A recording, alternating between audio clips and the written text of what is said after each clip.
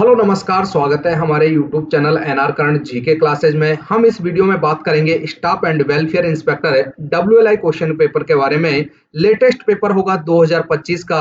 यहाँ पर मैं आपको इस तरह से क्वेश्चन हल कराने वाला हूँ जिससे आपको बहुत ही जल्दी से समझ में आने वाला है और हर क्वेश्चन के साथ में उस क्वेश्चन को बहुत ही बेहतरीन तरीके से समझाने वाला हूँ। ये नहीं कि सीधा मैंने क्वेश्चन पढ़ा और सीधा उसका आंसर बता दिया। आंसर के साथ में उस क्वेश्चन के बारे में पूरी डिटेल में आपको बताने वाला हूं। पूरा भरोसा मैं आपको देता हूं कि बहुत ही अच्छे से आपको समझ में आने वाला है। पूरे 110 क्वेश्चन यहां पर आपको मैं हल कराने वाला हूं विथ एक्सप्लेनेशन, जो आगामी एलडीसी जितनी भी परीक्षाएं होंगी उनके लिए बहुत ही महत्वपूर्ण होने वाले हैं।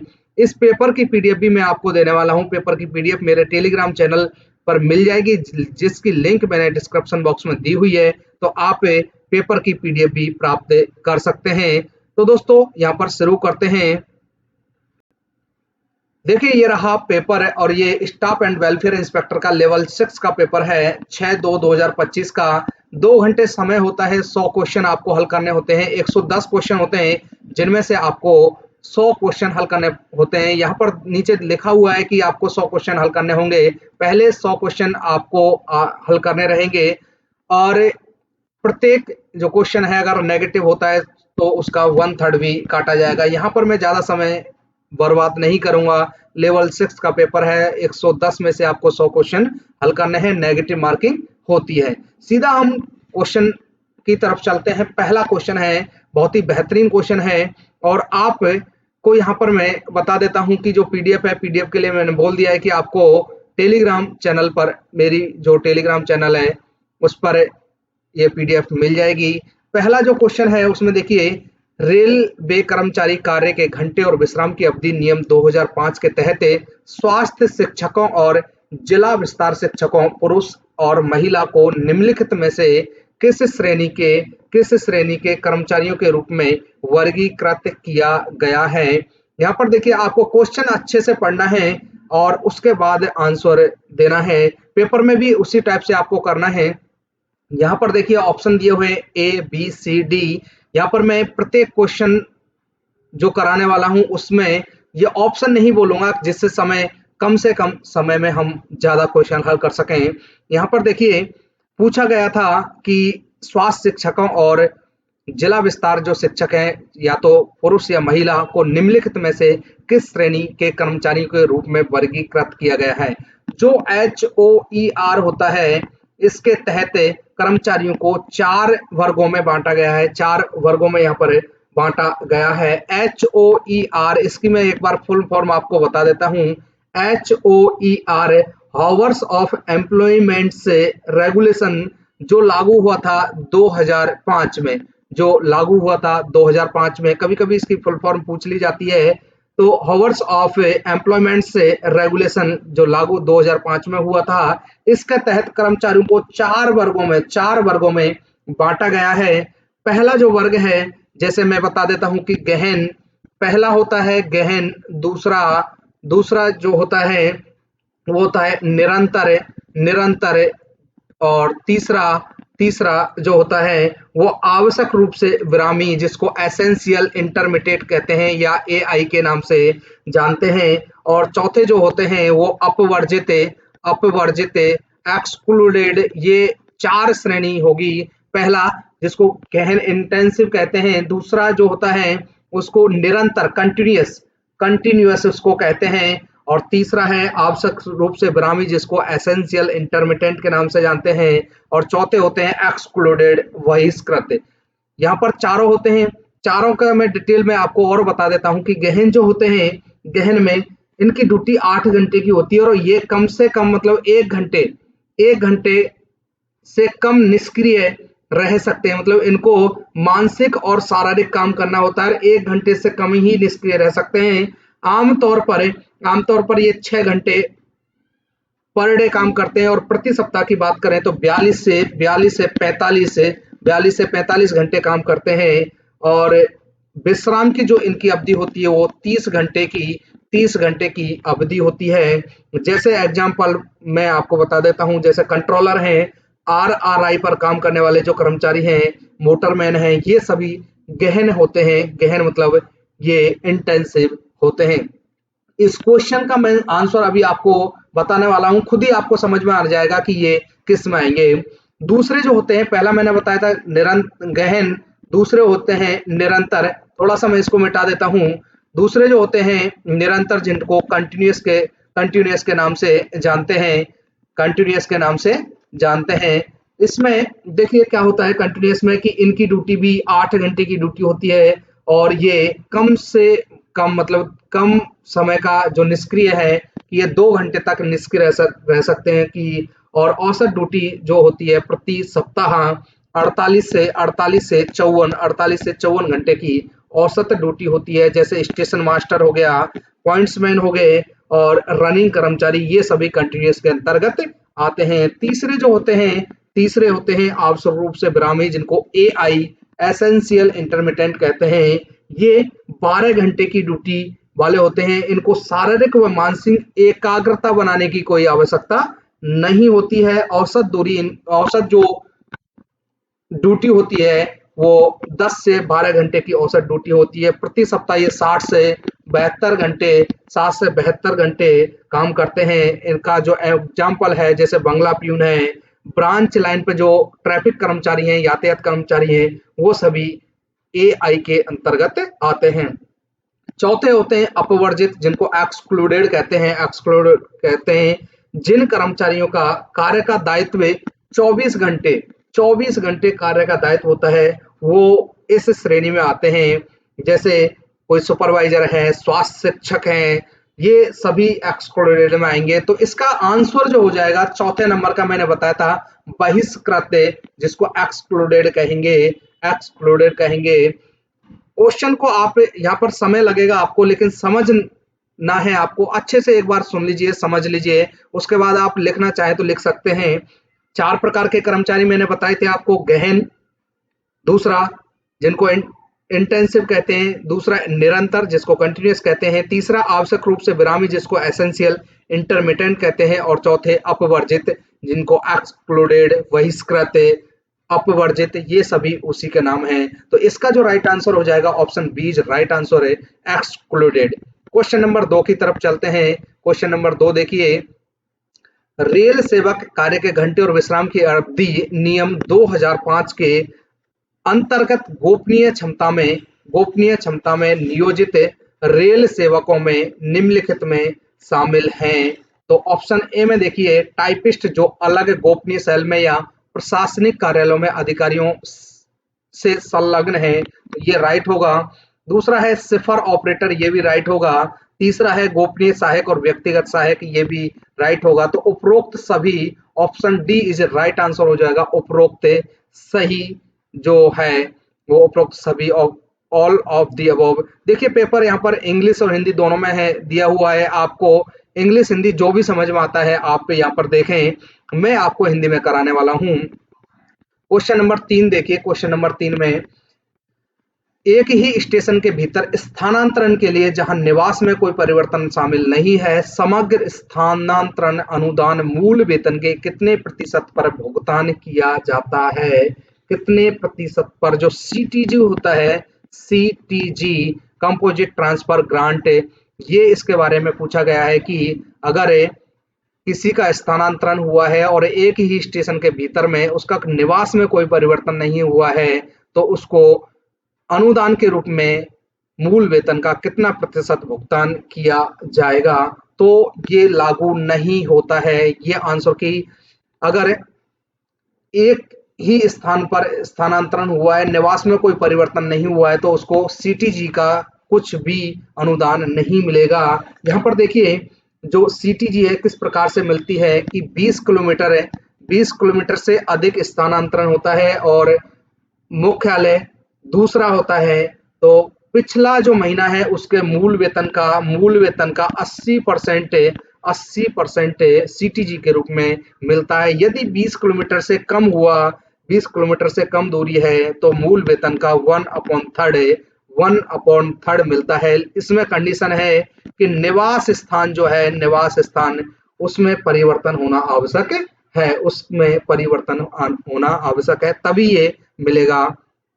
यदि पति और पत्नी दोनों ही कर्मचारी हैं तथा उनका स्थानांतरण 6 महीने के भीतर होता है, लेकिन जीवन साथी के स्थानांतरण के 60 दिन के भीतर यदि दूसरे का स्थानांतरण होता है, दूसरे का मतलब पति या पत्नी किसी का भी स्थानांतरण होता है, तो सीटीजी के रूप में उसको 50% अनुदान मिलेगा। यदि 60 दिन से कम के भीतर दोनों का स्थानांतरण होता है, तो दूसरा जो भी पति या पत्नी है उसका स्थानांतरण में उसको सीटीजी के रूप में कुछ भी नहीं मिलेगा, कोई भी भुगतान नहीं दिया जाएगा। दोबारा से एक बार क्लियर कर लीजिए, मैंने आपको यहाँ पर बताया था कि 20 किलोमीटर से अधिक है तो 80% लास्ट मंथ का मूल वेतन का मिलेगा। यदि 20 किलोमीटर से कम है तो उसको कितना मिलेगा? 1/3 मिलेगा, 1/3।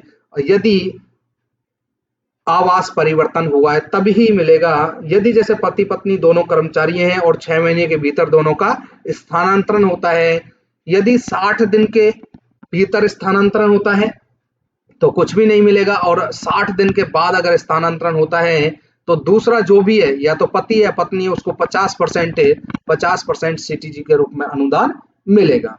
क्वेश्चन नंबर यहाँ पर राइट जो आंसर हो गया, राइट आंसर ऑप्शन डी हो गया कि यहाँ पर कोई निवास परिवर्तन नहीं हुआ है, एक ही स्टेशन के भीतर स्थानांतरण हुआ है, तो option D is right answer. Question number 4 देखिए, क्वेश्चन नंबर 4 है नियमित रेलवे कर्मचारी द्वारा तकनीकी इस्तीफा देने पर उसके मूल कैडर में लियन कितने महीने बनाया रखा जाएगा? तो 24 महीने बनाए रखा जाएगा कि कोई भी कर्मचारी है उसकी जो लियन अवधि है 2 साल की होती है, और विशेष मामले में ये 3 साल तक भी लागू इसको किया जा सकता है। जब कोई भी कर्मचारी किसी दूसरे केंद्रीय जो सरकारी विभाग है उसमें चयन होता है तो उसका जो खाली पद है उसको यहाँ पर 2 साल तक रखा जा सकता है कि अगर वो आना चाहे तो वो 24 महीने के भीतर दोबारा से ज्वाइन कर सकता है। कि भारतीय रेलवे में जो लियन कर्मचारी है उसका स्थायी अधिकार है जिसके तहत वे छुट्टी या प्रतिनियुक्ति या निलंबन की स्थिति में अपने मूल पद पर बने रह सकते हैं। तो option B is right answer of question number 4।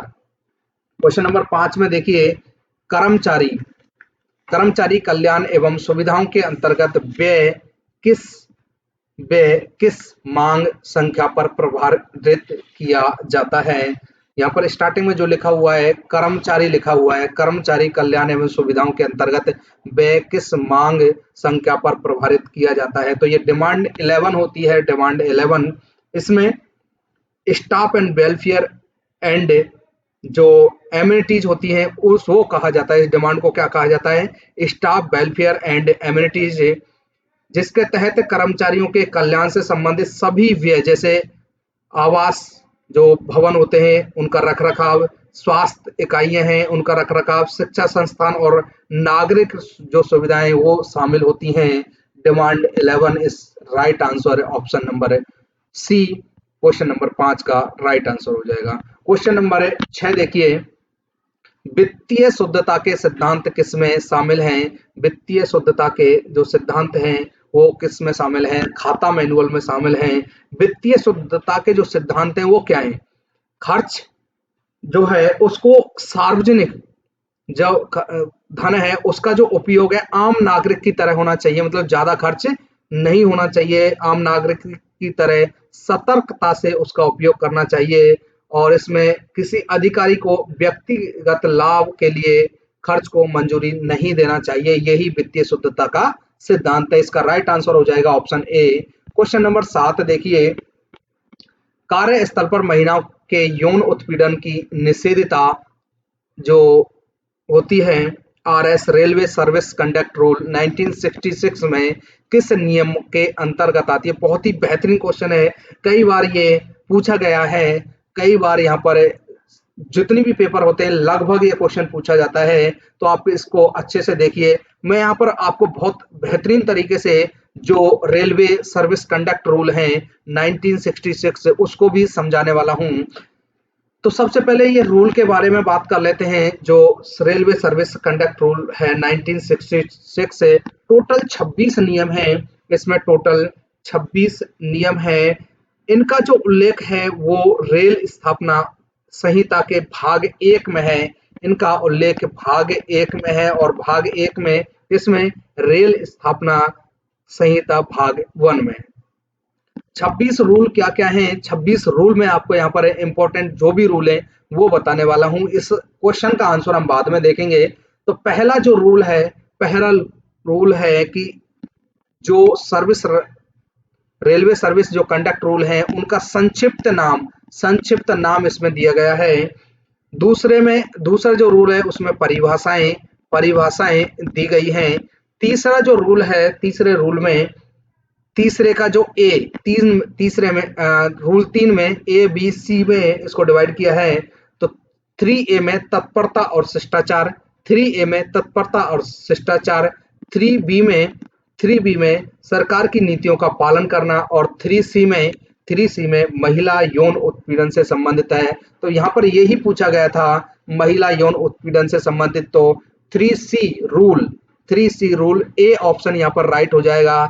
आगे बात करते हैं रूल नंबर 5 की। तो रूल नंबर में क्या है? 5 में राजनीतिक गतिविधियों में भाग लेना वर्जित। कोई भी जो रेलवे कर्मचारी है वो राजनीतिक गतिविधियों में भाग नहीं ले सकता है। जो रेलवे के जो संघ संगठनों में होते हैं उनमें भाग ले सकता है, लेकिन जो भारी संगठन है उनमें भाग नहीं ले सकता है। Rule number 5। रूल नंबर 6 की बात करते हैं। तो रूल नंबर 6 में संघ या संगठन में शामिल होना वर्जित है। किसी भी जैसे ISI का कोई संगठन है या कोई अदर संगठन है जो राष्ट्र विरोधी गतिविधियों में शामिल होता है, उन संगठन में कोई भी रेल कर्मचारी शामिल नहीं हो सकता। रूल नंबर 7 की बात करें तो प्रदर्शन या कोई धरना या जुलूस है उसमें भाग लेना वर्जित है। रूल नंबर 8 की बात करें तो प्रेस या मीडिया से संबंध रखना वर्जित है। रूल नंबर 9 की बात करें तो सरकार की आलोचना करना वर्जित है। रूल नंबर 12 की बात करें पूर्व अनुमति के बिना चंदा इकट्ठा करना वर्जित है। रूल नंबर 13 और उसका ए 13 का ए दहेज लेना व देना वर्जित है। ये भी बहुत ही इंपॉर्टेंट है, ये भी कई बार पूछा जाता है। रूल नंबर 13 ए। रूल नंबर 15 निजी व्यापार या नौकरी करना वर्जित है। 15 ए रेल आवास को किराए पर देना वर्जित है। रूल नंबर 22 है ड्यूटी के दौरान नशीले पदार्थों का सेवन ना करें। कि ड्यूटी के दौरान नशीले जो पदार्थ हैं उनका सेवन नहीं किया जाना चाहिए। रूल नंबर 22 ए ये भी इम्पोर्टेंट है। बाल श्रम पर रोक है। 14 वर्ष से जो कम उम्र के आयु के जो बच्चे हैं वो काम पर नहीं जाएंगे या उनको काम पर लगाना नहीं चाहिए।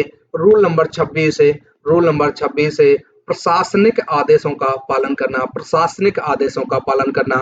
अब आप सोचेंगे कि इन्होंने लगातार मैंने आपको रूल बता दिए, मैं इसको जो टोटल रूल हैं 26 इसको कमेंट बॉक्स में पिन कर दूंगा, आप वहां पर देख लीजिए। रूल मैंने यहाँ पर 26 की 26 इंपॉर्टेंट जो रूल है वो आपको बताएं, जिसमें 3C यहाँ पर राइट आंसर हो जाएगा यौन उत्पीड़न से संबंधित। मैं यहाँ पर सबको लिखूंगा, बहुत टाइम ज्यादा लग जाएगा, इसलिए कमेंट बॉक्स में आपको ये रूल जो रेलवे सर्विस कंडक्ट रूल है वो सभी यहाँ पर मैं कमेंट बॉक्स में दे दूंगा, आप वहां से शॉर्ट में देख सकते हैं। क्वेश्चन नंबर 8 में देखिए RSD&A नियम 1968 के अंतर्गत निलंबन आदेश जारी करने के लिए किस मानक प्रपत्र का उपयोग किया जाना आवश्यक है? तो जो रेलवे सर्विस जो डिसिप्लिन और जो अपील नियम है 1968 इसमें 14 मानक फॉर्म जारी किए जाते हैं। तो इसमें पूछा गया है निलंबन आदेश जारी करने के लिए किस मानक प्रपत्र का उपयोग किया जाना आवश्यक है। पहले हम बात कर लेते हैं D&A जो रूल है जिसके लिए 14 मानक पत्र हैं, उन मानक पत्रों के लिए बात कर लेते हैं। तो पहला जो मानक पत्र है मतलब SF, आपने सुना होगा कि SF1 SF2 या किसी को SF5 जारी हुई है, किसी को SF11 जारी हुई है, तो यही मानक फॉर्म है। तो SF1 में ये निलंबन से संबंधित है, तो हमको यहाँ पर निलंबन ही पूछा है। तो ए इज राइट आंसर हो जाएगा, ए इज राइट आंसर है। दूसरे में SF2 जो है माना गया निलंबन या निलंबन आदेश जारी करना, कि कोई भी कर्मचारी है उसको गिरफ्तार कर लिया गया है और जब से उसको गिरफ्तार किया गया है तभी से उसको निलंबित माना जाएगा। तीसरा है SF3। SF3 निर्वाह भत्तों के लिए होता है। SF4 जो होता है, जो निलंबित किया गया था कर्मचारी उसको बहाल करना, कि निलंबन रद्द करना SF4 में। SF5 आपको पता है कि बड़ी शास्ति होती है, बड़ा मेजर पेनल्टी होती है। SF6 जो है दस्तावेजों के निरीक्षण की अनुमति नहीं देने की सूचना SF6 में। और SF जो 7 होती है, SF7 जांच अधिकारी की नियुक्ति, SF7 में जांच अधिकारी की नियुक्ति। SF8 प्रस्तुति अधिकारी की नियुक्ति, प्रस्तुत अधिकारी की नियुक्ति। SF9 को हटा दिया गया है। SF10 संयुक्त कार्रवाई के आदेश से, संयुक्त कार्रवाई के आदेश से।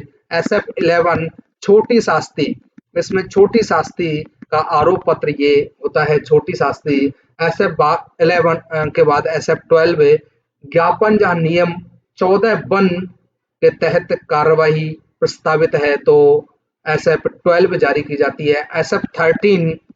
SF13 ये सेवानिवृत्त कर्मचारी जो होते हैं, रेल कर्मचारी के विरुद्ध कार्रवाई के लिए राष्ट्रपति से अनुमति के लिए ये SF13 जारी की जाती है। और SF14 ये सेवानिवृत्त रेल कर्मचारियों के लिए चार्जशीट दी जाती है। तो ऐसे करके ये 14 मानक पत्र होते हैं।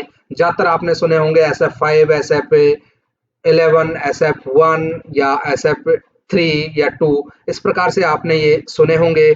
इनको भी दोस्तों मैं आपको कमेंट बॉक्स में दे दूंगा, 14 की 14 मानक फॉर्म है, इनको भी कमेंट बॉक्स में दे दूंगा। तो इसका जो राइट आंसर है, यहाँ पर निलंबन पूछा गया तो ए इज राइट आंसर है SF1। अगला देखिए क्वेश्चन नंबर 9। 7th CPC के अनुसार न्यूनतम पारिवारिक पेंशन क्या है? तो ये 9,000 रुपए न्यूनतम पारिवारिक पेंशन होती है। Option B is right answer. न्यूनतम पारिवारिक पेंशन 9,000 है, जो मूल वेतन के 30% दर से तय होती है, जो 9,000 से कम नहीं हो सकती है। और ये 1/1/2016 से जारी है। आपसे पूछ लिया जाए कि कब से ये स्टार्ट हुई है, तो 1/1/2016 से जारी हुई है। Option B is right answer है 9,000। क्वेश्चन नंबर 10 देखिए, चिकित्सा शुल्क की प्रतिपूर्ति के लिए दावा उपचार पूरा होने की तिथि से कितने महीनों के भीतर किया जाना चाहिए? तो ये 6 महीने के भीतर किया जाना चाहिए। कि किसी को चिकित्सा शुल्क की प्रतिपूर्ति लेनी है तो 6 महीने के भीतर जो उपचार का खर्च है उसका दावा किया जाना चाहिए। उपचार पूरा होने के या जो डिस्चार्ज की तारीख होती है उसके 6 माह तक दोस्तों ये हम दावा उपचार कर सकते हैं। लेकिन देरी होने पर विशेष अनुमति के लिए आवेदन करना पड़ सकता है, जिसके लिए कारण भी आपको बताना पड़ेगा कि इस कारण के से हम देरी हुई है और उसको आगे भेजा जाएगा, आवेदन आपको देना होगा। क्वेश्चन नंबर 11, DLI योजना का पूर्ण रूप क्या है? DLI फुल फॉर्म से संबंधित कई सारे क्वेश्चन यहाँ पर पूछे गए हैं, तो मैं आपको यहाँ पर DLI जो 11 नंबर क्वेश्चन है, DLI होता है डिपॉजिट लिंक इंश्योरेंस स्कीम, जमा लिंक बीमा योजना। Option B is right answer है, बी इज राइट आंसर है। कुछ और फुल फॉर्म मैं आपको लेके आया हूँ, PIO public information officer, PIO HRMS आपसे कई बार पूछा गया है, HRMS भी human resource management system, human resource management system. ये 26 नवंबर 2020 से शुरू हुआ है HRMS से। एक होता है SPARROW स्पैरो, SPARROW स्पैरो, इसकी फुल फॉर्म होती है smart performance appraisal report recording online window, ये इसकी फुल फॉर्म होती है। तो यहाँ पर 4-5 ऑल फुल फॉर्म बताइए। DLI की जो फुल फॉर्म होती है deposit link insurance scheme. Question number 12 देखिए, रेल सेवा आचरण नियम 1966 से जो रेलवे सर्विस कंडक्ट रूल है 1966 के तहत रेल कर्मचारी को राजनीतिक दल का सदस्य बनने से रोका गया है। तो आपको अभी मैंने बताया था रूल नंबर 5 के तहत जो 26 रूल हैं उनमें से रूल नंबर 5 के तहत कि कोई भी कर्मचारी जो रेल कर्मचारी है राजनीतिक दल से संबंध नहीं रख सकता। तो रूल नंबर 5 में ये बताया गया है। क्वेश्चन नंबर 13 देखिए, क्वेश्चन नंबर 13, PRAN प्राण का पूरा नाम क्या है? प्राण में कितने अंक होते हैं, इस ये भी पूछा गया है। तो प्राण जो होता है परमानेंट रिटायरमेंट अकाउंट नंबर, और इसमें 12 अंक होते हैं, उसमें 12 अंक होते हैं। ये यहाँ पर प्राण के बारे में बताया गया है। एक होता है PAN, आपको कंफ्यूज नहीं होता है, पेन अलग होता है। तो ये पेन होता है परमानेंट अकाउंट नंबर, इसमें 10 अंक होते हैं। पेन कार्ड आपने सुना होगा पेन, तो पेन में परमानेंट अकाउंट नंबर 10 अंक होते हैं। एक आपने उम्मीद सुना होगा, उम्मीद आपका एक कार्ड होता है, उसमें 16 अंक होते हैं। यूनिक मेडिकल आइडेंटिटी कार्ड है, यूनिक मेडिकल आइडेंटिटी कार्ड 16 अंक होते हैं। आधार है, आधार है, उसमें आधार में 12 अंक होते हैं, आधार में 12 अंक होते हैं। अगला देखिए क्वेश्चन नंबर 14, क्वेश्चन नंबर 14 इसमें देखिए, what does F PFRDA stand for, मतलब इसका पूरा नाम बताना है। PFRDA, PFRDA का पूरा नाम आपको बताना है। क्वेश्चन नंबर 14, तो क्वेश्चन नंबर 14 का आंसर होता है option D, pension fund regulatory and development authority, pension fund विनियामक और विकास प्राधिकरण। Option D is right answer होता है। कुछ और फुल फॉर्म में आपको लेके आया हूँ। APAR, अपार आपने सुना होगा, एनुअल परफॉर्मेंस अप्राइजल रिपोर्ट है, एनुअल परफॉर्मेंस अप्राइजल रिपोर्ट है। PIB, PIB इसकी फुल फॉर्म होती है press information bureau, press information bureau. एक होता है NAIR, NAIR NAIR, national academy of Indian railway. एक होता है RDSO, RDSO, RDSO की full form research design and standard organisation, research design and standard organisation, ये इसकी फुल फॉर्म होती है। तो इसकी फुल फॉर्म है PFRDA, pension fund regulatory and development authority. Option D right answer हो जाएगा। क्वेश्चन नंबर 15 देखिए, औसत वेतन पर अवकाश सेवा के दौरान रेलवे पास लेते समय की नकदीकरण सीमा दिनों से अधिक नहीं हो सकती। आपको पता है रेलवे में जो छुट्टियां उनको बेच सकते हैं, नकदीकरण करा सकते हैं। तो 60 छुट्टियां टोटल, 60 छुट्टियों का नकदीकरण किया जा सकता है प्रत्येक बार में। मतलब आप एक साथ 60 नहीं, केवल 10 छुट्टियों का नकदीकरण करा सकते हैं, और प्रत्येक 2 साल में ये नकदीकरण होता है, और 6 बार ये नकदीकरण होता है। टोटल 6 बार नकदीकरण होता है। तो 60 छुट्टियों का आप यहाँ पर टोटल नकदीकरण करा सकते हैं। 2 साल का गैप होना चाहिए कि एक बार आपने 10 छुट्टियों का नकदीकरण कराया, उसके बाद 2 साल बाद गैप होगा, तो ही आपका अगला नकदीकरण 10 छुट्टियों का होगा। नकदीकरण कराते समय आपके नकदीकरण के बाद, मतलब 10 छुट्टी लेस होने के बाद 30 छुट्टी आपके खाते में शेष होना चाहिए। मतलब 40 छुट्टी होंगी तभी आपका नकदीकरण होगा। 60 दिन का पूरे सेवा काल में ये नकदीकरण होगा। लीव इनकेसमेंट आप ले सकते हैं। क्वेश्चन नंबर 16 देखिए, OIRMS का पूरा नाम क्या है? OIRMS का पूरा नाम क्या है? तो यहाँ पर देखिए OIRMS का पूरा नाम, option D, online identity and requirement management system, online identity और भर्ती प्रबंधन प्रणाली। Option D is right answer है। कुछ और यहाँ पर फुल फॉर्म में आपको लेकर आया हूँ, जैसे TRACS, TRACS, TRACS, TRACS traffic reporting and control system. दूसरा CPPC, इसकी full form central pension and processing cell, ये इसकी फुल फॉर्म है। क्वेश्चन नंबर 17 देखते हैं। क्वेश्चन नंबर 17, क्वेश्चन नंबर 17 में पूछा गया है कि वैधानिक स्टाफ कैंटीनों की स्थापना किस प्रावधान के तहत की जाती है। तो वैधानिक जो कैंटीन है उनकी स्थापना किस प्रावधान के तहत की जाती है। तो ये फैक्ट्री एक्ट 1948 1948 से वैधानिक स्टाफ कैंटीनों की स्थापना किस प्रावधान के तहत की जाती है। तो ये 1948 का जो कारखाना अधिनियम है उसके तहत की जाती है।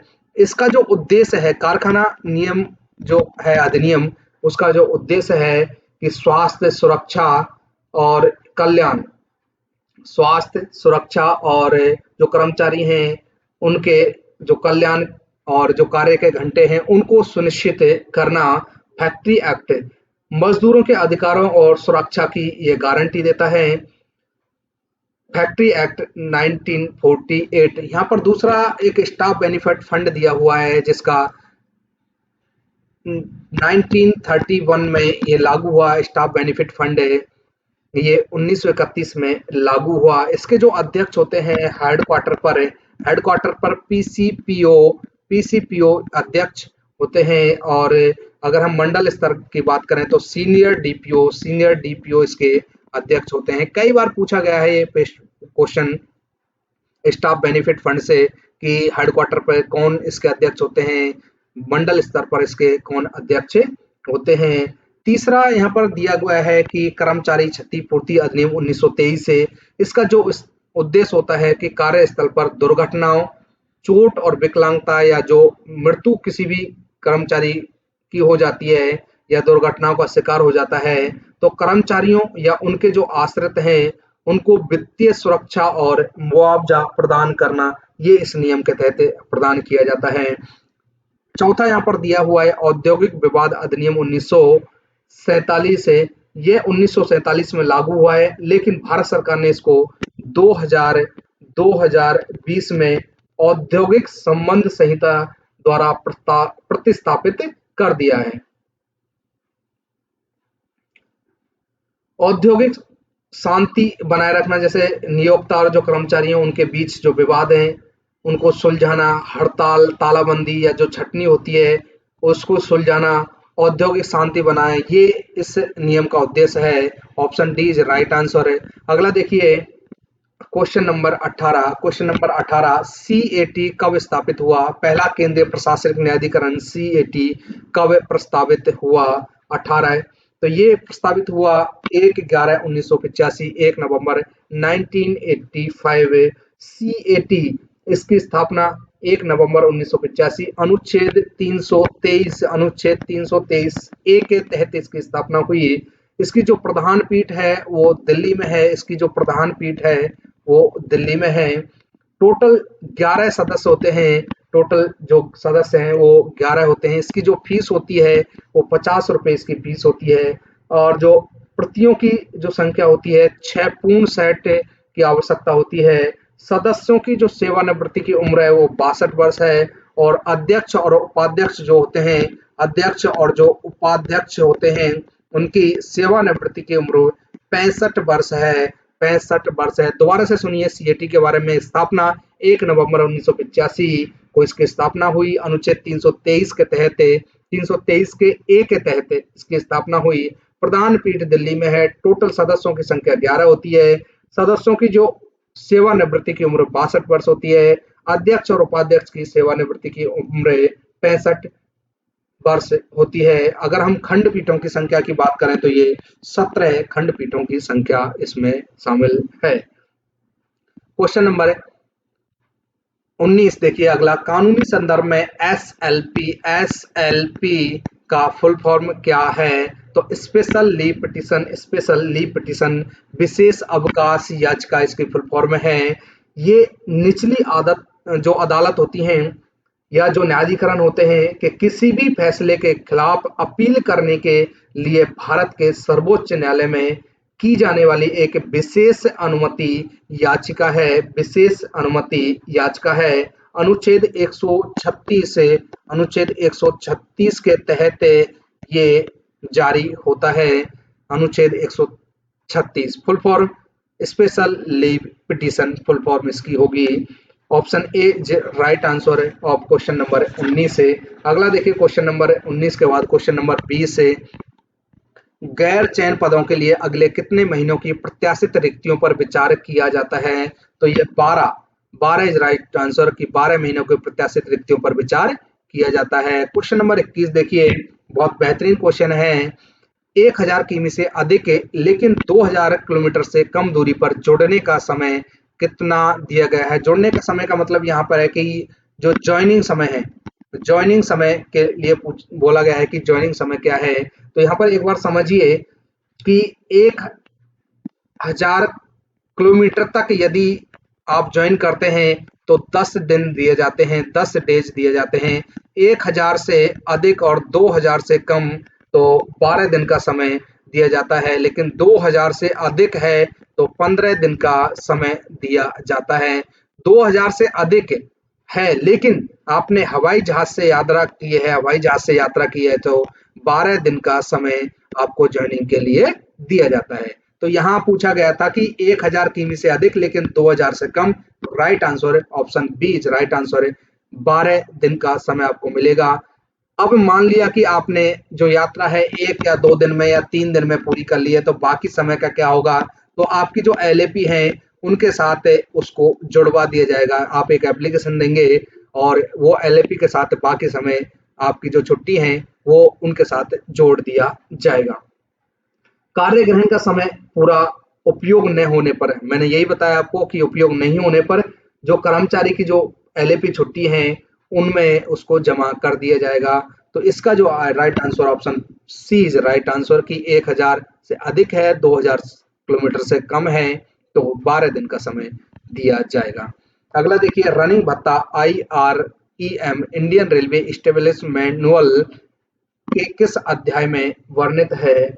12 22 का option B is right answer option b chapter 9। Chapter 9 इस जो अध्याय है, रूल है इसमें, जिसमें जो रनिंग कर्मचारी हैं स्टाफ के वेतन, मूल वेतन का 30% और किलोमीटर की दरों और गणना के बारे में बताया गया है। चैप्टर 9 में जो रूल है रनिंग अलाउंसेज रूल 1981 का चैप्टर 9 है ये। और इस चैप्टर 9 में बताया गया है कि जो रनिंग कर्मचारी हैं, स्टाफ है के वेतन, मूल वेतन का 30% और किलोमीटर भत्ते की जो दरों की गणना है वो किस प्रकार से की जाएगी।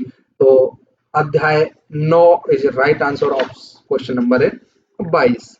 क्वेश्चन नंबर 23 में देखिए, क्वेश्चन नंबर 23 अगला है, आवंटित कर्मचारी की मृत्यु की स्थिति में सामान्य किराए के भुगतान पर रेलवे क्वार्टर को कितने महीने तक रखने की अनुमति है? तो ये इसको 24 महीने तक आप रख सकते हैं कि कोई भी कर्मचारी की मृत्यु हो जाती है जिसके पास रेल आवास है तो उसको 24 महीने तक आप अनुमति ले सकते हैं रहने के लिए। अगला क्वेश्चन देखिए, क्वेश्चन नंबर 24 से, HRMS का फुल फॉर्म पूछा गया है तो ह्यूमन रिसोर्स मैनेजमेंट सिस्टम। मैंने पहले आपको बताया कि ह्यूमन रिसोर्स मैनेजमेंट सिस्टम जो क्रिस द्वारा संचालित है, CRIS क्रिस द्वारा संचालित है।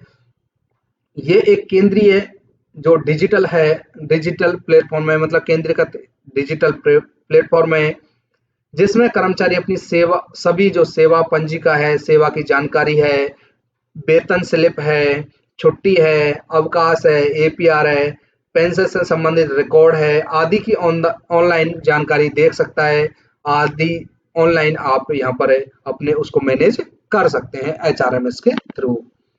तो option A is right answer है। क्वेश्चन नंबर 25 देखिए, केंद्रीय सरकारी कर्मचारियों के लिए पेंशन के कम्यूटेशन का अधिकतम प्रतिशत मूल पेंशन का कितना प्रतिशत है? तो मूल पेंशन का कितना प्रतिशत है? तो ये 40%। Option A is right answer है। क्वेश्चन नंबर 26 देखिए, रेलवे अस्पतालों से डैश किलोमीटर से अधिक दूरी पर रहने वाले रेल पेंशनरों या पारिवारिक पेंशनरों की प्रति माह 1000 रुपये का चिकित्सा भत्ता दिया जाता है तो किन को मिलेगा? जो 1000 का भत्ता है वो किन को मिलेगा, इसके बारे में ये पूछा गया है। तो जो कर्मचारी 2.5 किलोमीटर से अधिक दूरी पर रहते हैं उनको ये भत्ता मिलेगा, रेलवे पेंशनर और पारिवारिक पेंशनर के रूप में 1000 प्लस उनको दिया जाएगा। अगला क्वेश्चन देखिए, क्वेश्चन नंबर 27। रेलवे नियमों के तहत बच्चे के जन्म या गोद लेने की तारीख से 6 महीने के भीतर पितृत्व अवकाश का लाभ उठाया जा सकता है। कितने दिन का लाभ उठाया जा सकता है? मतलब यहाँ पर गोद लेने से 6 महीने के भीतर पितृत्व अवकाश का लाभ उठाया जा सकता है। ऑलरेडी यहाँ पर 6 महीने इन्होंने दिया है। क्वेश्चन थोड़ा सा मिस है, मिस प्रिंट मान सकते हैं। तो 6 महीने इसमें पूछा गया था कि कितने दिन तक आप पितृत्व अवकाश जो पैटर्निटी लीव है वो ले सकते हैं। तो पैटर्निटी लीव 15 दिन की पैटर्निटी लीव मिलती है 2 जीवित बच्चों के लिए। प्रत्येक के लिए 15-15 दिन की ये पैटर्निटी लीव मिलती है और ये लागू हुई है 7/10/1997 से इसको लागू किया गया है। ये छुट्टी प्रसूति के 15 दिन पहले से और प्रसूति के 6 माह के अंदर ये कभी भी ली जा सकती है। इन छुट्टियों को अन्य छुट्टियों के साथ भी लिया जा सकता है। क्वेश्चन नंबर 28 देखिए, वेतन भुगतान अधिनियम किस वर्ष लागू हुआ है?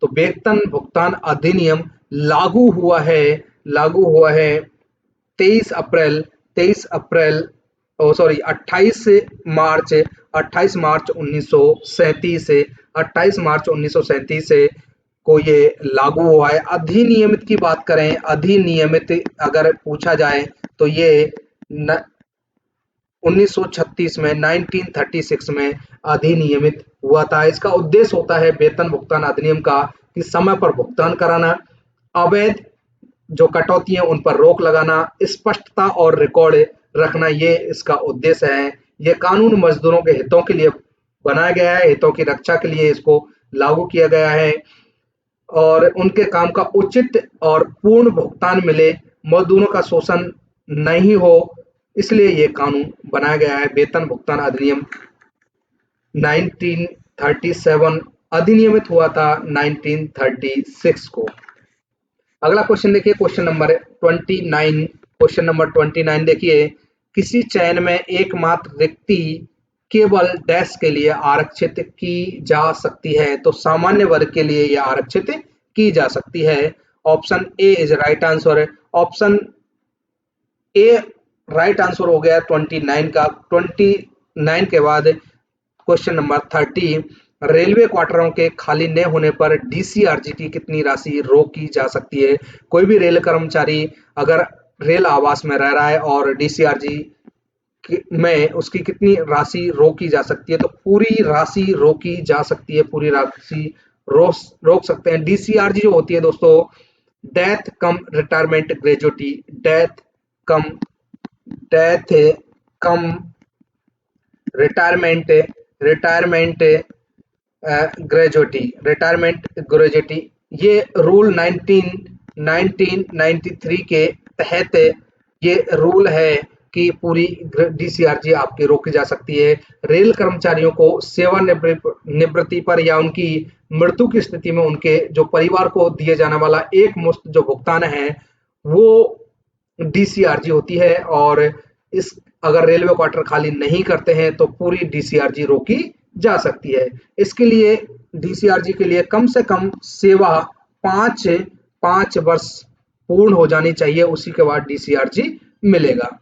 अगला देखिए, जो डीसीआरजी है उसकी गणना कैसे की जाती है? कई बार क्वेश्चन पूछ लिया जाता है कि आपको क्वेश्चन दिया जाता है और उसमें आपसे डीसीआरजी पूछ ली जाती है। तो लास्ट जो बेसिक पे होता है, लास्ट बेसिक प्लस जो डीए है उसका जो फैक्टर है 8.5 वो क्यूएस मतलब सर्विस क्वालिफाइंग जो सर्विस है, क्वालिफाइंग सर्विस है अपॉन 2 के हिसाब से यहाँ पर डीसीआरजी की गणना की जाती है। लास्ट वेतन बेसिक पे plus DA plus qualifying service upon 2। Qualifying जो सर्विस होती है वो अधिकतम 33 वर्ष हो सकती है, चाहे किसी ने 30 के बाद जैसे 35 साल 40 साल नौकरी की है, लेकिन क्वालिफाइंग जो मैक्सिमम जो सर्विस होती है 33 वर्ष हो सकती है।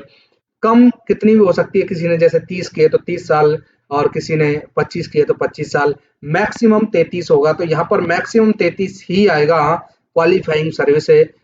यहाँ पर डीसीआरजी की जो गणना है कि लास्ट जो वेतन है आपका last basic plus DA into qualifying service upon 2 के हिसाब से आप यहाँ पर डीसीआरजी की गणना कर सकते हैं। अगला देखिए, एक वर्ष में स्कूल चेक पास के कितने सेट जारी किया जा सकते हैं? तो 3 सेट पास जारी किए जा सकते हैं। पास के बारे में बात हुई है तो पास से आपको पता है कि कितने प्रकार के पास हैं, जैसे ड्यूटी पास है, सुविधा पास है, स्कूल पास है, मानार्थ पास है, विधवा पास है, आवासीय कार्ड पास है, विशेष पास है। ये 7-8 तरह के पास होते हैं। ये पास जो हम बात करें स्कूल पास के, तो यह पास शिक्षा के स्थान से माता पिता के रहने के स्थान तक मान्यता प्राप्त जो छुट्टियां हैं, कम से कम 3 दिन की छुट्टी होनी चाहिए, तभी ये लागू किया जाएगा। तो वो आने जाने के लिए ये पास प्रदान किया जाता है। किस श्रेणी का मिलता है? तो जो कर्मचारी, जैसे जिसका बच्चा है और जो कर्मचारी है, जो कर्मचारी को पास मिलता है, जिस श्रेणी का पास मिलता है उसी श्रेणी का ये पास जारी किया जाता है। यदि कोई बच्चा 18 वर्ष से कम उम्र का है, उसके साथ में यदि कोई जाता है तो उसको भी, एक अभिभावक है तो उसी श्रेणी का उसको पास भी दिया जाएगा। अगर पुत्री है तो पुत्री को अगर स्टूडेंट है तो किसी भी उम्र की पुत्री होगी तो अभिभावक को पास में शामिल किया जाएगा। पुत्र को केवल 18 वर्ष तक, पुत्री है तो किसी भी उम्र तक अभिभावक को शामिल किया जाएगा। तो option D is right answer हो जाएगा ऑफ क्वेश्चन नंबर 31। अगला क्वेश्चन नंबर 32, मानव संसाधन योजना किस में मदद करती है? क्वेश्चन नंबर 32 का देखिए, मानव संसाधन योजना किस में मदद करती है? तो ये समय पर पदोन्नति, पदों का परित्याग, भर्ती, उपरोक्त सभी तीनों में ये योजना मदद करती है। क्वेश्चन नंबर अगला देखिए 33, शिक्षा सहायता की छूट, ट्यूशन फीस की प्रतिपूर्ति और हॉस्टल सब्सिडी कितने बच्चों तक उपलब्ध होगी? तो आपको पता है कि 2 बच्चों तक ये उपलब्ध होगी। ये ट्यूशन फीस नर्सरी से लेकर 12th तक ये दी जाती है, 2 जीवित बच्चों के लिए दी जाती है। ट्यूशन फीस पता है अभी वर्तमान में 2813 रुपए पर मंथ मिलती है, 12 महीने तक ये ट्यूशन फीस मिलती है, तो टोटल 33,756 रुपए पर चाइल्ड ये ट्यूशन फीस मिलती है। इसी में हॉस्टल सब्सिडी की बात करें तो ये 8438 रुपए पर मंथ मिलती है, 12 महीने तक मिलेगी, तो 1,09,694 रुपए ये भत्ता मिलता है। भत्ता प्रथम 2 बच्चों के लिए दिया जाता है। कभी कभार ऐसा हो जाता है कि पहला बच्चा है, उसके बाद जुड़वा बच्चे हो जाते हैं, तो तीनों बच्चों को ये ट्यूशन फीस दी जाएगी। अगला क्वेश्चन नंबर 34, पहले आए अंतिम आए पहले जाएं किसका सिद्धांत है? तो ये छटनी का सिद्धांत है, रीस्टेटमेंट का सिद्धांत है। इस सिद्धांत में जो औद्योगिक विवाद अधिनियम है 1947 से की धारा 25 जी में ये वर्णित है। जो छटनी का सिद्धांत है ये 1947 से औद्योगिक विवाद अधिनियम है, उसकी धारा 25 जी में वर्णित है कि किसी भी उद्योग में कर्मचारियों की यदि छटनी करनी हो तो कर्मचारी सबसे बाद में भर्ती हुआ है उसे सबसे पहले निकाला जाएगा। तो पहले आया है वो अंतिम जाएगा और अंतिम आया वो पहले जाएगा। छटनी का सिद्धांत है औद्योगिक विवाद अधिनियम 1947 के 25 जी के तहत। क्वेश्चन नंबर 35, PREM प्रेम का पूरा नाम क्या है? फुल फॉर्म पूछी गई है। PREM की फुल फॉर्म यहाँ पर पूछी गई है। ऑप्शन देखिए यहाँ पर है 35 के सी में देखिए, participation of railway employ in management, rail कर्मचारियों के प्रबंधन में भागीदारी। यहाँ पर देखिए रेल कर्मचारियों के प्रबंधन में भागीदारी। नीचे ऑप्शन डी में देखिए participation of railway employ in management. दोनों ऑप्शन सेम से हैं, लेकिन यहाँ पर देखिए एम्प्लॉयज है, यहाँ पर एम्प्लॉय है, तो आपको कंफ्यूज नहीं होना है, अच्छे से ऑप्शन पढ़ लेने हैं। रेल कर्मचारियों के प्रबंधन में भागीदारी, option C is right answer हो जाएगा। प्रेम की बात करें तो PREM 1994 में 1994 में शुरुआत हुई है। इसका जो उद्देश्य होता है रेल कार्यों की समीक्षा करना है, संगठन को प्रभावी बनाना है, रेल कर्मचारियों के प्रबंधन की प्रक्रिया में प्रभावी और अर्थपूर्ण भाग ले सकें ऐसी सुविधाएं देना है। जो भी रेल कर्मचारी हैं वो प्रबंधन की प्रक्रिया है को प्रभावी और उसको अर्थपूर्ण बना सकें, उसमें भाग ले सकें, ऐसी सुविधाएं देना है। प्रेम 3 स्तर पर कार्य करता है। जो प्रेम है PREM ये 3 स्तर पर काम करता है। मंडल स्तर पर काम करता है, दूसरा ये क्षेत्रीय स्तर पर काम करता है, चौथा रेलवे बोर्ड स्तर पर काम करता है। अब यहाँ पर देखिए कई बार पूछा गया है कि मंडल स्तर पर इसका अध्यक्ष कौन होता है, तो DRM साहब ये इसके अध्यक्ष होते हैं मंडल स्तर पर। अगर क्षेत्रीय स्तर पर बात करें तो GM साहब इसके अध्यक्ष होते हैं, और रेलवे बोर्ड स्तर पर बात करें तो इसके अध्यक्ष रेलवे बोर्ड इसके अध्यक्ष होते हैं। रेलवे बोर्ड का कोई भी सदस्य इसका अध्यक्ष होगा। तो यहाँ पर ये कई बार पूछा जाता है और बहुत अच्छा क्वेश्चन भी है कि इसका फुल फॉर्म क्या है, तो participation of railway employees in management, railway कर्मचारियों के प्रबंधन में भागी 3 स्तर पर काम करती है, मंडल स्तर, क्षेत्रीय स्तर और रेलवे बोर्ड स्तर पर। 1994 से इसकी शुरुआत हुई है। मंडल स्तर पर DRM साहब इसके अध्यक्ष होते हैं, क्षेत्रीय स्तर पर GM साहब इसके अध्यक्ष होते हैं और रेलवे बोर्ड स्तर पर इसके रेलवे बोर्ड सदस्य इसका अध्यक्ष होता है। क्वेश्चन नंबर 36 देखिए, कर्मचारी क्षतिपूर्ति अधिनियम 1923 के तहत कर्मचारी शब्द किस धारा में परिभाषित किया गया है, तो धारा 21N में ये परिभाषित किया गया। Option A is right answer है। ये अधिनियम क्या है कि श्रमिकों को ड्यूटी पर कार्य करते समय अगर कोई चोट या विकलांग हो जाता है, ऐसी कोई समस्या आ जाती है, ऐसी कोई घटना आ जाती है, उससे निपटने के लिए या उसका सुरक्षा प्रदान करने के उद्देश्य से ये नियम 1923 अधिनियम जो 1923 है उसको पारित किया गया। कामगार क्षतिपूर्ति अधिनियम जो WCA वर्कमैन कंपनसेशन एक्ट से नाम बदलकर इसको कर्मचारी क्षतिपूर्ति अधिनियम ECA रखा 2011 में। 2011 में इसका नाम बदला। पहले इसका जो नाम था WCA था। WCA का मतलब वर्कमैन कंपनसेशन एक्ट, कामगार क्षतिपूर्ति अधिनियम, और अभी इसको बदल के कर दिया है ECA 2011 में किया है कि कर्मचारी क्षतिपूर्ति अधिनियम ECA 2011 में किया है। और इसका जो लेटर होता है, कई बार पूछ लिया जाता है कि लेटर संख्या क्या है, तो 61 का ऑब्लिक 2011 दिनांक 11/5/2011 के लेटर के तहत ये किया गया है। अगला क्वेश्चन देखिए, क्वेश्चन नंबर 37, अनुशासनिक प्राधिकारी कभी भी जांच अधिकारी के रूप में कार्य नहीं कर सकता। आपका क्या मत है, तो ये गलत है, रॉन्ग है। अनुशासनिक जो अधिकारी है वो भी जांच अधिकारी के रूप में कार्य कर सकता है, इसलिए यहाँ पर कहा गया है कि नहीं कर सकता, तो ये इसलिए गलत है। अनुशासनात्मक जो प्राधिकारी होता है कौन होता है, वह अधिकारी जो किसी भी कर्मचारी को छोटी या बड़ी शास्ति मतलब दंड दे सकता है, शास्ति लगाने का अधिकार रखता है, वही यहाँ पर अनुशासनात्मक अधिकारी होगा। जांच अधिकारी की अनुशासनात्मक अधिकारी ने आप पर कोई भी दंड लगाया है, उसकी जांच करने के लिए जिस अधिकारी को नामित किया जाता है वही जांच अधिकारी हो सकता है। और अनुशासनात्मक जो प्राधिकारी है वो भी जांच अधिकारी हो सकता है।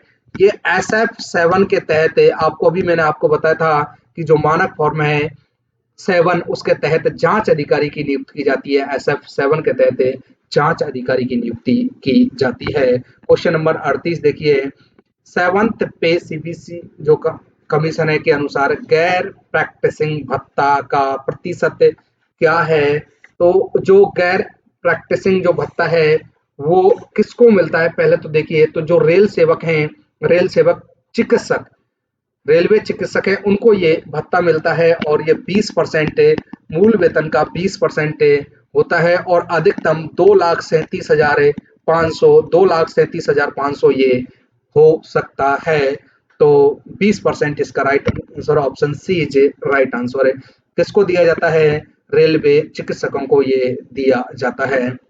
क्वेश्चन नंबर 39 देखिए, डीसीआरजी, सेवानिवृत्त कर्मचारियों का डीसीआरजी तब तक रोका जा सकता है जब तक वो रेलवे क्वार्टर खाली नहीं कर देता है। तो ये क्या है, सही है। अभी मैंने आपको पहले बताया था कि पूरा की पूरा डीसीआरजी को रोका जा सकता है। डेथ कम रिटायरमेंट ग्रेजुएटी, मृत्यु सह सेवानिवृत्ति ग्रेजुएटी को पूरी तरह रोका जा सकता है जब तक वो क्वार्टर को खाली नहीं कर देता। क्वेश्चन नंबर 40, रात्रि कार्य के दौरान नाइट ड्यूटी भत्ता प्राप्त करने के लिए कौन सी अवधि लागू होती है? Which period is applicable to get night duty allowance during the night working? तो ये होता है समय 22 से 6 बजे का, कि 22 से 6 बजे तक का समय को नाइट ड्यूटी माना जाता है। नाइट ड्यूटी भत्ता इसी जो समय है उसका मिलता है। नाइट ड्यूटी की जो गणना है वो कैसे की जाती है? तो जो मूल वेतन होता है, मूल वेतन जो प्लस डीए अपॉन 200, इस टाइप से यहाँ पर नाइट ड्यूटी की गणना की जाती है। नाइट ड्यूटी में 1 घंटे को 10 मिनट गिना जाता है। 10 मिनट गिना जाता है, मतलब 1 घंटे ड्यूटी आप करोगे तो भत्ता जो है वो 10 मिनट का मिलेगा। 10 मिनट का मिलेगा, मतलब आप 6 घंटे ड्यूटी करोगे तो आपको 60 मिनट, और 60 मिनट का मतलब 1 यूनिट बोला जाता है। 1 यूनिट आपको जो या नाइट का जो भत्ता है वो दिया जाएगा। तो यहाँ पर देखिए 22 से 6 में 8 घंटे हो जाते हैं। तो यहाँ पर देखिए कि 6 घंटे का आपको 1 यूनिट मिल जाएगा, बाकी 2 घंटे का अलग से मिलेगा। तो आप जितनी भी यूनिट होती हैं उस हिसाब से आपको रात्रि जो भत्ता है वो मिलता है। अगला देखिए क्वेश्चन नंबर 41, वेतन वृद्धि के उद्देश्य के लिए अध्ययन अवकाश की सेवा में गिना जाता है। वेतन वृद्धि के उद्देश्य के लिए अध्ययन अवकाश को सेवा में गिना जाता है। हाँ, इसको गिना जाता है, तो option A is right answer है। हम अध्ययन अवकाश के बारे में बात करेंगे आगे, अगला क्वेश्चन एक आएगा तो उसके बारे उस समय हम अध्ययन अवकाश के बारे में बात करेंगे। तो इसका right answer option A is right हो जाएगा। अगला क्वेश्चन देखिए, टीएआर नियमों के तहत जांच अधिकारी की नियुक्ति के लिए कौन सा फॉर्म जारी किया जाता है? अभी कुछ देर पहले आपको बताया था कि SF7 जारी किया जाता है। अनुशासनात्मक जो अधिकारी है, कभी किसी कर्मचारी को दंड दे देता है, उसकी जांच के लिए जांच अधिकारी नियुक्त किया जाता है और उसके लिए SF7 जारी किया जाता है। यहाँ पर SF1 मैंने आपको बताया था कि निलंबन के लिए होता है। SF5 ये छोटी शास्ति होती है और SF5 बड़ी शास्ति होती है और SF11 छोटी शास्ति होती है। अगला देखिए क्वेश्चन नंबर 43, जिन कर्मचारी को ग्रेड पे 1800 से अधिक और 2400 से कम है या 2400 है, वे किस प्रकार के क्वार्टर के पात्र होंगे? तो टाइप 2 क्वार्टर, ये option A is right answer है। टाइप 2 क्वार्टर उनको मिल जाएगा। अगला देखिए question 44, SBF staff benefit fund, SBF के तहत प्रति वर्ष की जाने वाली प्रति व्यक्ति अंशदान जो राशि है वो कितनी है? तो ये 800 रुपए है। पहले 500 रुपए हुआ करती थी, अभी 800 रुपए है। Option D is a right answer हो जाएगा। स्टाफ बेनिफिट फंड पहले 500 रुपए की राशि होती थी, अभी 800 रुपए की। ये लागू हुआ था 1931 में, मैंने पहले भी बताया था। और इसके जो अध्यक्ष होते हैं हेडक्वार्टर स्तर पर है वो PCPO होते हैं और मंडल स्तर पर सीनियर DPO इसके अध्यक्ष होती है। Staff benefit fund.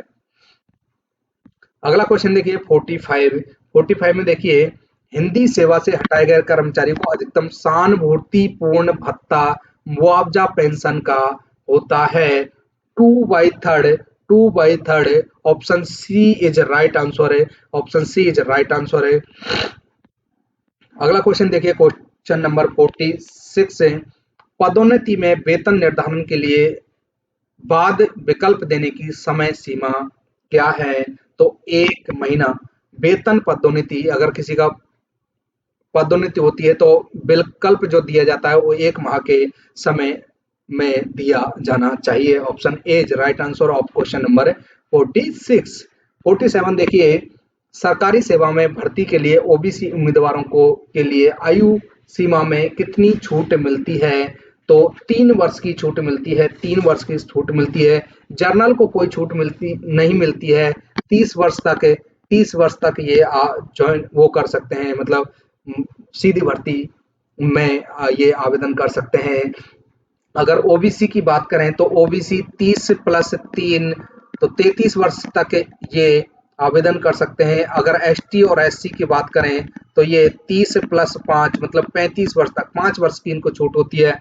अगर इसमें दिव्यांग कर्मचारी आ जाता है तो 10 वर्ष की छूट मिल जाती है दिव्यांग कर्मचारी को। तो जर्नल में 40 है और ओबीसी में 43 और अगर एसटी एससी की बात करें तो 45 तक आवेदन कर सकते हैं। अगला क्वेश्चन देखिए, क्वेश्चन नंबर 48 है, सूचना के अधिकार अधिनियम के तहत किस सेक्शन में सूचना का खुलासा न करने की छूट का उल्लेख है? तो ये सेक्शन 8 की सूचना का अधिकार जो आरटीआई है, राइट टू इंफॉर्मेशन के तहत किस सेक्शन में सूचना का खुलासा न करने की छूट का उल्लेख है? तो सेक्शन 8 है, धारा 8 है। सेक्शन जो 6 है, सेक्शन 6 इसमें क्या है, सार्वजनिक प्राधिकरण में सूचना का अनुरोध कैसे कर सकते हैं ये दिया गया है। 8 का मैंने बता दिया कि नए दिए जाने वाली सूचनाएं राइट। सेक्शन 9 में देखिए जो राइट टू इंफॉर्मेशन है, आवेदन को अस्वीकार करने का एक विशिष्ट आधार दिया गया है, विशिष्ट आधार दिया गया है सेक्शन 9 में। सूचनाएं खुलासा या सूचना न देने के लिए सेक्शन 8 है। राइट टू इंफॉर्मेशन की बात करें तो ये संसद में पास हुआ था 15 जून 2005 15 जून 2005 को ये संसद में पास हुआ था। अगर लागू की बात करें तो ये 12/10/2005 को पूर्ण तरह लागू हो चुका था, 12 अक्टूबर 2005 को। इसकी जो फीस होती है 10 रुपए इसकी फीस होती है। राइट टू इंफॉर्मेशन, अगर प्रथम अपील की बात करें तो सूचना प्राप्त होने के 30 दिन के भीतर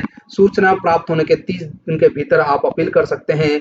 दूसरी अपील की बात करें तो 90 दिन के भीतर आप अपील कर सकते हैं। राइट टू इंफॉर्मेशन संसद में पास 15 जून 2005, लागू 12 अक्टूबर 2005, फीस 10 रुपए। यहाँ पर पूछा गया था कि सूचनाओं का खुलासा न करने के लिए तो धारा 8 है, धारा 8 है। और सूचनाओं का खुलासा नहीं करना मतलब कौन कौन सी सूचना है जिनका खुलासा नहीं किया जा सकता, जिनकी जानकारी नहीं दी जा सकती। तो जैसे राष्ट्रीय सुरक्षा से संबंधित है, व्यक्तिगत गोपनीयता, व्यावसायिक रहस्य, जांच में बाधा डालने वाली जो सूचना है उनकी जानकारी राइट टू इंफॉर्मेशन के तहत नहीं दी जा सकती और धारा उसमें 8 है। Option B is right answer of question number 48।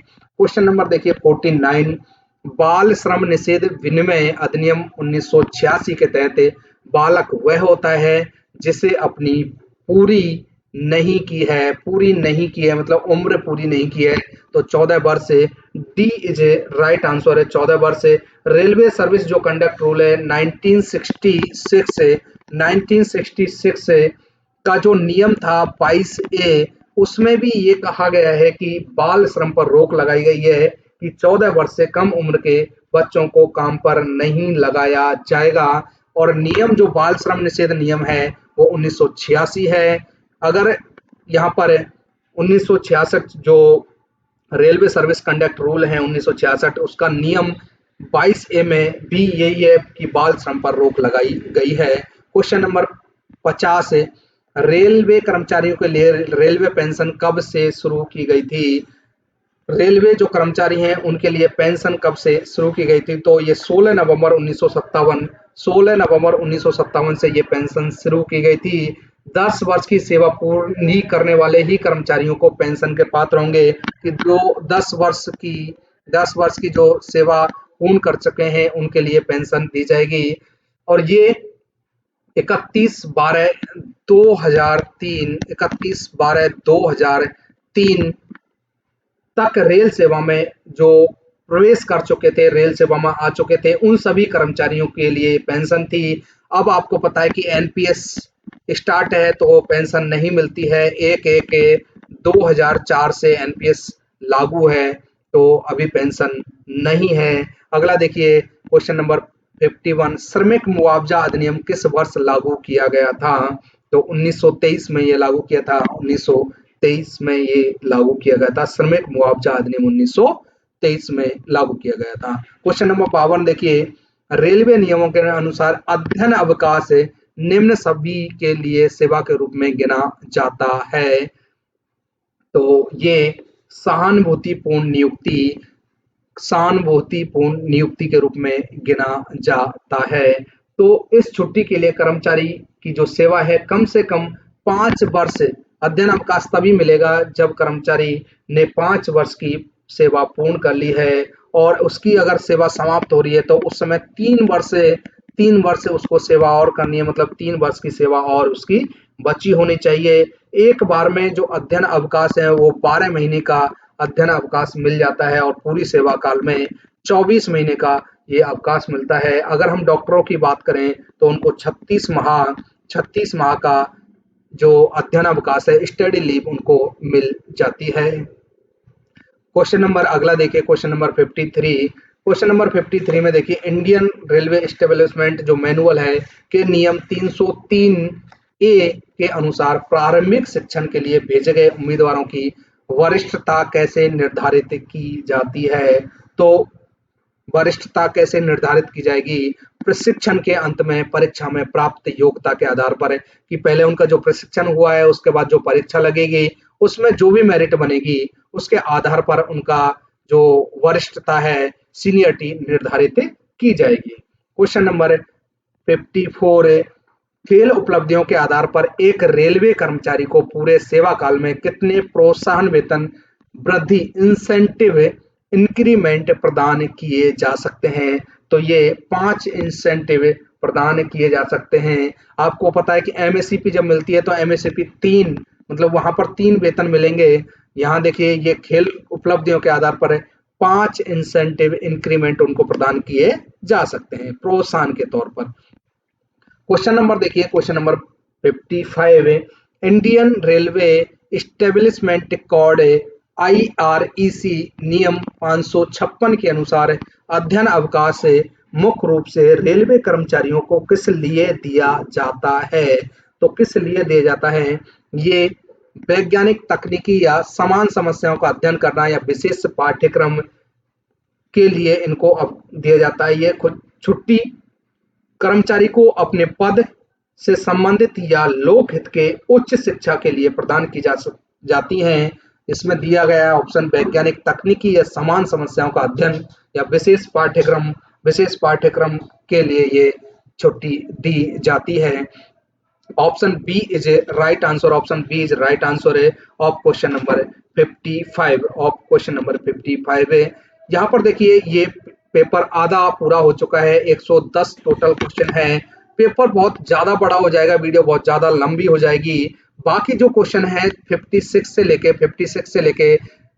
110 तक है, मैं सेकंड पार्ट में आपको कराने वाला हूं, जिससे आप भी बोर नहीं हो और वीडियो भी काफी लंबी नहीं हो। इसकी पीडीएफ के लिए मैंने आपको बता दिया कि पीडीएफ मेरे टेलीग्राम चैनल पर मिल जाएगी। टेलीग्राम चैनल की लिंक मैंने डिस्क्रिप्शन बॉक्स में दी है। आप लिंक पर क्लिक करेंगे, टेलीग्राम पर पहुंच जाएंगे और वहां पर ज्वाइन करने के बाद आपको पीडीएफ मिल जाएगी।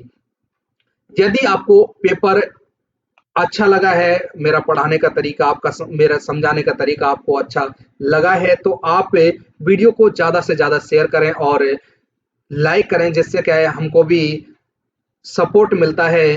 तो आप ये चीज जरूर ध्यान रखें। सभी के लिए धन्यवाद।